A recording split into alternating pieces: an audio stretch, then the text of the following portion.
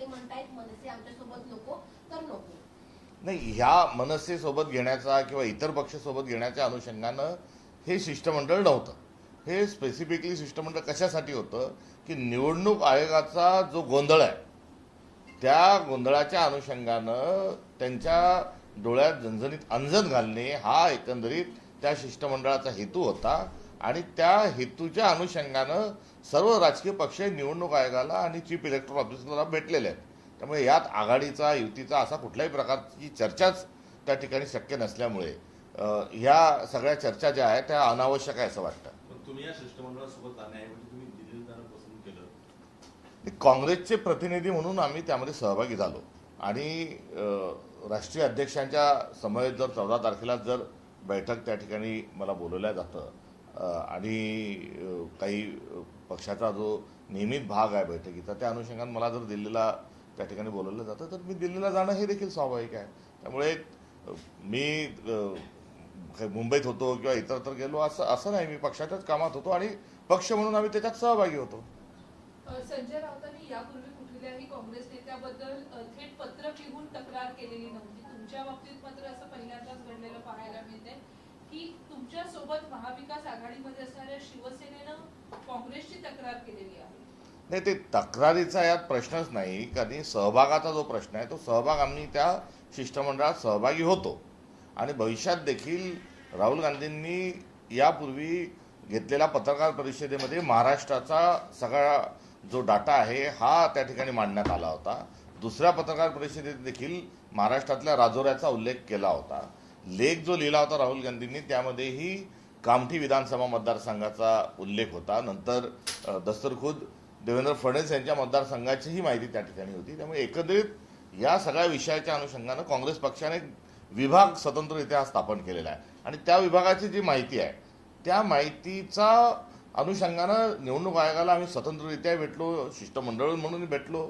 जी आमची माहिती आहे ती आमच्या मित्रपक्षांसोबत अर्थात उद्धव युबीटीच्या सोबत आणि शरदचंद्र पवार साहेबांच्या राष्ट्रवादीसोबतही आम्ही ती सगळी शेअर केलेली आहे. महाराष्ट्राच्या 288 मतदारसंघाचा जो डुप्लिकेट नावं असल्याचा ट्रिप्लिकेट नावं असल्याचा डाटा आहे तोही आमच्याजवळ उपलब्ध आहे.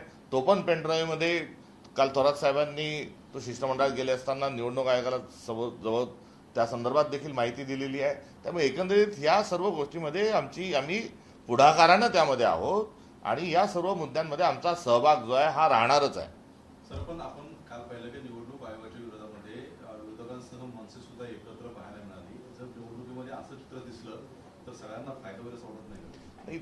हा तुर्तास निवडणूक आयोगाच्या कार्यप्रणालीच्या अनुषंगानं हा अत्यंत गंभीर प्रश्न आहे आणि त्या एकदा चांगली या फ्री अँड फेअर या अनुषंगानं या निवडणुका घडून आणण्याकरता सर्वच नागरिकांनी प्रयत्न केले पाहिजे. आम्ही राजकीय पक्ष म्हणतोय आणि राजकीय पक्षांनी केल्यास यामध्ये कुठल्याही प्रकारची हरकत नाही. इथपर इंडिया अलायन्सचे घटक कोण असतील काय असतील हा जो निर्णय आहे हा निर्णय राष्ट्रीय स्तरावर हा होणार आहे. राष्ट्रीय स्तरावर म्हणजे दिल्लीवर असेल असं नाही, कारण इंडिया अलायन्सचे देशभरात पार्टनर्स आहेत आणि या सर्वांच्या समवेत नवीन त्या ठिकाणी कोणता सहयोगी पक्ष घ्यायचा का नाही घ्यायचा हा निर्णय जो आहे हा देशभरातल्या नेत्यांशी चर्चा करून तो होणार आहे आणि त्या चर्चेच्या अनुषंगानं पुढे जे काही प्रस्ताव येतील मुद्दे येतील त्याच्यावर भाष्य करणं हे ठीक राहील. पण राज ठाकरे एक आक्रमक चेहरा आहे तर त्याचा राज्यामध्ये फायदा होईल कसं तुम्हाला काय वाटतं? सोबत घेतलं पाहिजे नाही घेतलं पाहिजे? कारण शेवटी केंद्र सुद्धा तुम्हाला विचारणार ना दिल्लीमधून सुद्धा. आता त्याचे सगळे जे अधिकार आहे हे राष्ट्रीय स्तरावर आहे. इंडिया अलायन्सच्या अनुषंगाने इंडिया अलायन्सच्या कन्व्हिनर आणि त्यांच्याकडून या संदर्भात कारवाई जेव्हा होईल त्यावर याच्यावर अधिक भाष्य करणं योग्य राहील. पारपत्र जे आहे ते जर काढायचं असेल तर पारपत्र योग्य ठिकाणूनच काढावं लागतं. व्हेरिफिकेशन त्याचं कसं द्यायचं काय द्यायचं हा पोलीस तो नंतर देत असतो. त्यामुळे हे सगळं जे आहे हे काही अशी शासकीय अशी प्रणाली नाही. त्यामुळे त्यात ही असा झालं तर ते हे झालं तर ते. त्यामुळे जेव्हा इंडिया अलायन्सशी संबंधित कोणता पक्ष त्या ठिकाणी आल्यानंतर त्याला मित्रपक्ष म्हणून त्या पक्षाकडे बघणं हे संयुक्तिक राहील. संजय राऊतांनी तुमच्याबद्दल नाराजी व्यक्त केलेली आहे. तुम्ही थेट संजय राऊतांशी संवाद साधणार आहात का किंवा यापूर्वी काही बोलणं झालं आहे का?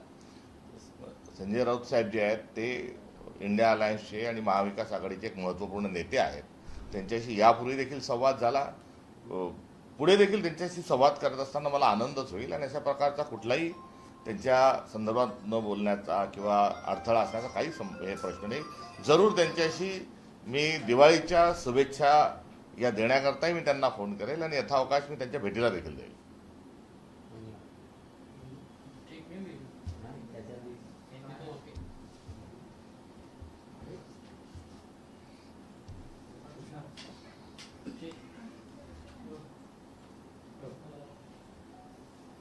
सर, दिल्ली के सियासी गलियारों में इन दिनों चर्चा है कि संजय राउत ने हाईकमान को पत्र लिखा और पत्र लिखकर आपके खिलाफ जो है वो नाराजगी दर्शाई है. क्या कुछ कहेंगे? नहीं, इस प्रकार से कोई नाराज़गी दर्शाने वाला कोई वाकया घटित ही नहीं हुआ, इसलिए नाराज़गी व्यक्त करने की कोई वहाँ गुंजाइश नहीं है. इसलिए जो प्रतिनिधिमंडल गया था उस प्रतिनिधिमंडल में कांग्रेस भी थी. ऐसी प्रकार की कोई जानकारी मेरे पास नहीं. ये जब ये बात आपके संज्ञान में लाया गया कि पत्र लिखा गया, कहीं ना कहीं आप ये मानते हैं कि पहले बातचीत हो जानी चाहिए थी आप लोगों के बीच में, जो मनमुटाव कथाकथित तौर पे जो मनमुटाव था वो दूर हो जानी चाहिए थी, उसके बाद हाईकमान को इस तरीके से डायरेक्ट तौर पर पत्र लिखना? उनसे बातचीत बिल्कुल हुई. ये शिष्टमंडल इस प्रकार से जाने वाला है और उस शिष्टमंडल में कांग्रेस उसमें ज़रूर शामिल होगी. ये बातचीत हुई, तो ऐसी कोई बात नहीं. महाविकास आघाड़ी में एमएनएस को साथ लिए जाने को लेकर आपकी क्या भूमिका है सर? क्योंकि आप जो भी इंडिया अलायंस के जो पार्टनर है वो इंडिया अलायंस के पार्टनर के साथ अलायंस में कांग्रेस पार्टी आगे जा सकती है, बातचीत हो सकती है. जो इंडिया अलायंस में जो इसका समावेश करना है ये पूरे देश भर के नेता मिलकर इस बात को तय करते हैं. क्योंकि पहले महाराष्ट्र में महाविकास आघाड़ी थी जिसका महाराष्ट्र के साथ रिश्ता था, मगर आगे चलकर महाविकास आघाड़ी ये इंडिया अलायंस में परिवर्तित हुई है. तो इसका फैसला इंडिया अलायंस लेवल पर होने के पश्चात इस पर बात करना ठीक रहेगा. नहीं, आप कह रहे हैं कि शीर्ष नेतृत्व जो है वो फैसला लेगा, लेकिन अगर शीर्ष नेतृत्व ग्रीन सिग्नल देता है राज ठाकरे और उनकी पार्टी को, तो क्या आप स्वागत करेंगे, सहमत हैं? नहीं, उसमें कोई संभावना पे बात करना जो है वो ठीक नहीं है. शीर्ष नेतृत्व के साथ साथ अन्य भी राजनीतिक जो दल है वो दल इंडिया अलायंस के पार्टनर को यदि उससे सम्मिलित करते हैं तो उसके पश्चात बातचीत की संभावना है. कल एक संयुक्त प्रेस कॉन्फ्रेंस हुई सर, और उसमें ये कहा गया कि सभी ने एक तरह से आवाज बुलंद किया, वैरेटिवार हो, राज ठाकरे, उद्धव ठाकरे, सभी ने एक तरह से कहा कि जो वोटर लिस्ट है उसमें कई तरह की त्रुटियां हैं. जो बात राहुल गांधी केंद्रीय स्तर पर कह रहे हैं वही कल विपक्षी नेताओं ने कहा. तो क्या हम ये मान के चले कि महाराष्ट्र में भी विपक्षी जो नेता हैं वो सीधे तौर पे एसआईआर की मांग कर रहे हैं? नहीं, उसमें एसआईआर की मांग को लेकर जो है वो दिल्ली बहुत दूर है उस चीज़ को लेके. जो धांधलिया आज है उसी को वहाँ उठाया गया है और इलेक्शन कमीशन का एक काम है, एक कानूनन तौर पर जो वोटर लिस्ट की जो धांधली है उसको चेक करना उनका काम है और अपने वो जिम्मेदारी से भाग रहे हैं. इसी को वहाँ पर स्पष्ट स्वरूप में उनके सामने रखा गया. सर, लेकिन इलेक्शन कमीशन तो ये कह रहा है ना कि एसआईआर ही वो प्रक्रिया है जिससे जो तमाम तरह की जो त्रुटियां हैं उसको दूर किया जा सकता है. ये गुमराह कर रहे हैं. एसआईआर आज कल का मामला है, मगर एसआईआर के पहले भी जो स्पष्ट स्वरूप में जो सूचनाएं हैं, जो कानून है और जो जिम्मेदारी है वो वोटर लिस्ट को ठीक बनाने की जिम्मेदारी पहले से ही सुनिश्चित है और उस सुनिश्चित जिम्मेदारी को ही इलेक्शन कमीशन ने निभाना चाहिए. और ये एसआईआर का जो इशू बनाकर इसमें गुमराह करने का प्रयास ये चुनाव आयोग और कहीं ना कहीं सत्ताधारी पक्ष कर रहा है. दिवाली से ठीक पहले एनसीपी के नेता ये कहते हैं, एनसीपी गुट के एक विधायक है संग्राम जगताप, वो ये कहते हैं कि एक विशेष धर्म से ही आप जो है लोगों से दिवाली की खरीदारी करें. ये कहीं ना कहीं लगता है सर कि त्योहार से पहले ध्रुवीकरण करने की कोशिश की जा रही है. हाँ, अभी तालिबान के साथ नरेंद्र मोदी जी ने एक करार किया है, तो एक तरफ इस प्रकार से कोई उनका दल जो है घोषणा करता है, दूसरी तरफ तालिबान से मुलाकात होती है और तालिबान के मंत्री किसी सभा में पत्रकार वार्ता का आयोजन करते तो महिलाओं को आने नहीं देते. तो ये जो दोगलापन है वो दोगलापन उनका इससे जाहिर होता है कि कहीं कुछ बात करो, कहीं कुछ बात करो. मूलतः भारत के संविधान ने जो जिस प्रकार से समाज निर्माण का सपना रखा था उसको ही पूरे करने के लिए सबने प्रयास करना चाहिए। और रही बहरहाल उनके स्टेटमेंट की, तो उन्हीं के दल ने उनको यदि नोटिस दिया है तो वो अपने आप में उनका जो बयान है वो स्वीकार है, उन्हीं के दल को नहीं, ये स्पष्ट होता है। तालिबान की आपने बात की, ट्रम्प की भी बात कर लेते हैं। ट्रम्प ने व्हाइट हाउस में खुले तौर पे ये कहा है कि पत्रकारों से बातचीत के दौरान कि नरेंद्र मोदी ने उन्हें आश्वस्त किया है कि वो अब भविष्य में रूस से तेल नहीं खरीदेंगे। रूस से तेल खरीदने की दो बातें हैं। रूस से तेल जो है वो सस्ता लेते हैं और दो कंपनियों को रशिया से तेल देने की आज़ादी दी है। एक नायरा कंपनी है और दूसरी रिलायंस है।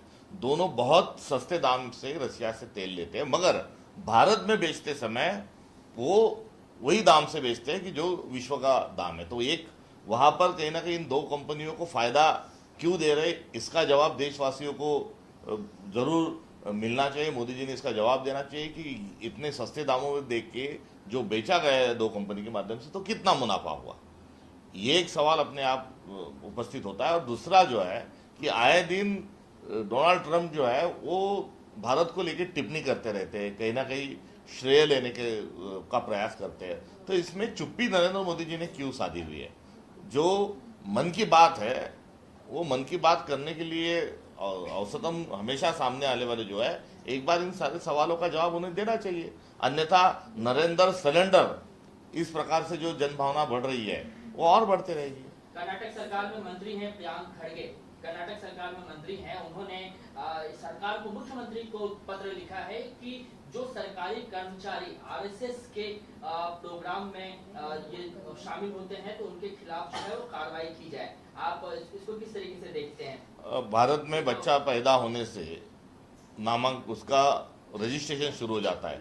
कई आधार कार्ड बना लेते हैं, कई जन्म होने के बाद बर्थ सर्टिफिकेट भी बनाना पड़ता है। गाड़ी खरीदते हैं तो उसकी नंबर जो प्लेट है नंबर भी उसका लेना पड़ता है। तो तात्पर्य है कि हर चीज़ का रजिस्ट्रेशन होता है, मगर राष्ट्रीय स्वयंसेवक संघ ने अभी तक अपना रजिस्ट्रेशन भी नहीं किया है। उनका रूल्स रेगुलेशन पता नहीं, उनका ध्येय क्या है वो पता नहीं। और ऐसे एक अपने आप में जिसको सरकारी व्यवस्था मंजूर नहीं, ऐसी संगठना में लोग जाते हैं तो वहाँ क्या जाके पढ़ते हैं, क्या वहाँ शिक्षा लेते हैं? आज तक उस दल का कोई भी जो सरसंघ चालक है वो ओबीसी, एससी, एसटी और महिला प्रवर्ग से नहीं हुआ है।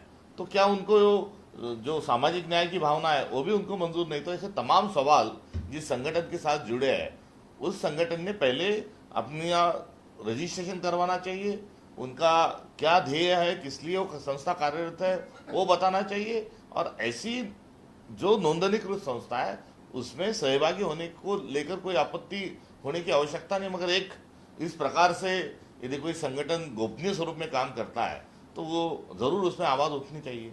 एक अंतिम सवाल सर मेरा, प्रियांक खड़गे के इस मांग के बाद आरएसएस की तरफ से जो है एक नया कैंपेन शुरू किया गया है, आपको पता होगा sir, I love Mohammed, I love Mahadev. अब उसके बाद आई लव आरएसएस का कैंपेन जो है आरएसएस के लोगों द्वारा शुरू किया गया है और ये कहा गया है कि कांग्रेस कितनी जो है दूरदृष्टि से इसको हीन भावना से देखती है आरएसएस को। नहीं, हीन भावना का सवाल ही पैदा नहीं होता। और ये जो है तो ये सबको एक दूसरे को प्यार करने का देश के सभी लोगों को इस प्रकार से संविधान ने अधिकार दिया है। और रही बात राष्ट्रीय स्वयंसेवक को 100 साल पूरे होने के पश्चात जब नागपुर में उनके दल का जो संचलन हुआ उस वक्त उन्होंने गांधी के पुतले के पास आकर ही मानवंदना दी। जो गांधी के विचारों के खिलाफ जो दल स्थापित हुआ था वो वही आके यदि शरण होता है, गांधी जी के चरणों के पास शरण होता है, तो ये बहुत बड़ा उनका वैचारिक एक पराभव है। अब तो उन्होंने राष्ट्रीय स्वयंसेवक संघ को विसर्जित कर देना चाहिए। सर, हे राजकीय प्रश्न महायुतीच्या सोबत एकत्रित लढण्याचं ठरत नाही, कारण का ठाणे महानगरपालिकेचा आपण मुद्दा काढला तर मग आता एकनाथ शिंदेने देखील स्वबळावर लढण्याचा निर्णय घेतला आहे। कुठे महायुतीमध्ये आता या आगामी स्थानिक स्वराज्य संस्था निवडणुकीमध्ये एकमत होताना दिसत नाहीये। सत्ता स्थापन झाल्यापासून महायुती जी आहे ही सत्तेकरता किती आसुसलेली आहे लक्षात येतं। ते विचारांच्या अनुषंगाने नव्हे तर केवळ एक सत्तेच्यासाठी हे एकत्रित आलेले गठबंधन आहे आणि हे गठबंधन नसून हे एक टोळी युद्ध यांच्यामध्ये सुरू झालेलं आहे आणि हे गँग ऑफ ट्रिपल इंजिन सरकार आहे। यांचा हा मान अपमानाचा, रुसव्या फुगव्यांचा आणि निर्णय होणे रद्द होण्याचा हा जो खेळ आहे हा निरंतर पाहावा लागणार आहे आणि स्थानिक स्वराज्य संस्थांच्या निवडणुकीमध्ये यांची बिघाडी झाली याचं स्पष्ट स्वरूपामध्ये लक्षात येईल। दुसरीकडे आगामी स्थानिक स्वराज्य संस्था निवडणुकीसाठी आता RSSने आपला अजेंडा ठरवल्याचं पाहायला मिळत आहे। म्हणजे एक आहे तो सेफ आहे, सिंदूर ऑपरेशन हे घराघरापर्यंत पोहोचवा आणि जसं विधानसभेला काम केलं तेच काम करा असं देखील आदेश एका बैठकीमध्ये देण्यात आले आहेत कार्यकर्त्यांना। त्यांना 100 वर्ष पूर्ण होत आहेत आणि 100 वर्ष पूर्ण झाल्यानंतर त्यांनी 100 वर्षामध्ये जे द्वेषाचं मत्सर पसरवण्याचं जे एकंदरीत काम केलं त्या अनुषंगानं कुठेतरी आता त्या सगळ्या पापातून मुक्त होण्याकरता आपण काय केलं पाहिजे याचं चिंतन संघाने करणं आवश्यक आहे। फार चांगली गोष्ट आहे की महात्मा गांधींच्या व्हेरायटी चौक नागपूर या ठिकाणच्या पुतळ्याला च्या समोर दस्तूरखुद सरसंघचालकांनी उभं राहून महात्मा गांधींना वंदन करून त्यांच्या चरणावर शरण येऊन ही मानवंदना स्वीकारलेली आहे। म्हणजे गांधी हे शिरसावंद्य आणि वंदनीय प्रातवर्णीयच नव्हे तर आता संघाच्या संचलनामध्ये आम्ही त्यांना अभिवादन करू ही भूमिका संघाने घेतली आहे। म्हणजे त्यांनी त्यांचा वैचारिक पराभव इकडे मान्य केला आहे। त्यांच्या संघाच्या मुख्यालयात अलीकडच्या काळापर्यंत भारताचा तिरंगाही फडकत नव्हता, तो कुठेतरी जसा फडकायला लागला तसा आता त्यांनी भारताचं संविधान हे रेशीमबागमध्ये त्यांच्या संस्थेमध्ये हे घेऊन जावं, गांधींचा पुतळा घेऊन जावा आणि संविधान तुम्ही जेव्हा स्वीकारता तेव्हा आपल्या संस्थेचं नोंदणीही करून घ्यावी। ह्या सर्व प्रक्रिया संघाने करण्याकडे जास्ती हे लक्ष दिलं पाहिजे। सिंदूरच्या निमित्तानं एक जाज्वल्य स्वरूपाचा अभिमान आपल्या सर्वांना आणि आम्हा सर्वांना आणि काँग्रेसलाही हा आमच्या लष्कराबद्दल आहे। लष्कराचं जे शौर्य आहे हे याच्याबद्दल आम्ही अभिमान आम्हाला आहे। मात्र ही ऑपरेशन सिंदूरची माहिती द्यायला आल्यानंतर एका महिलेच्या संदर्भात त्यांचा मंत्री अत्यंत खालच्या पातळीवर टिप्पणी करतो, त्यांच्यावर कुठल्याच प्रकारची कारवाई ही होत नाही। तिकडून डोनाल्ड ट्रम्प जे आहेत हे सारखे या संदर्भामध्ये जे वक्तव्य करतात त्या संदर्भात कुठेही पंतप्रधान बोलायला तयार नाही, चुप्पी त्यांनी साधलेली आहे। तर कुठे आपले विमानं पडल्याच्या संदर्भात रफेल कंपनी तिथून फ्रान्समधून दावा करत असेल किंवा आपले लष्कर प्रमुख काही सांगत असतील, ही लढाई सुरू होण्याच्या आधी आम्ही बोललो असतो। म्हणजे बराच मोठा एक गोंधळाचा जो भाग आहे तोही या निमित्तानं त्यांनी घरोघरी जाऊन सांगावा, म्हणजे जेणेकरून पुढच्या काळामध्ये देशाच्या सुरक्षिततेच्या अनुषंगानं राजकारण होणार नाही। त्यामुळे सिंदूरचा मुद्दा जेवढे उपस्थित करतील तेवढे हेही प्रश्न आपसूक उपस्थित झाल्याशिवाय राहणार नाही, त्यामुळे ते या भानगडीत पडणार नाही असं मला वाटतं। तर संजय निरुपमने असं म्हटलेलं आहे की मनसे ही उत्तर भारतीयांना नेहमी मारपीट करत असते, त्यांना निशाणा नेहमी ठेवत असते, असं असताना काँग्रेसला मनसे मान्य आहे का? कोणी विचारलं? संजय निरुपम ते आता कोणत्या पक्षात आहेत हे काही मला माहीत नाही। मात्र मान्य आणि अमान्याचा विषयच उपस्थित होत नाही, अशा प्रकारचा कुठलाही प्रस्ताव हा आलेला नाही।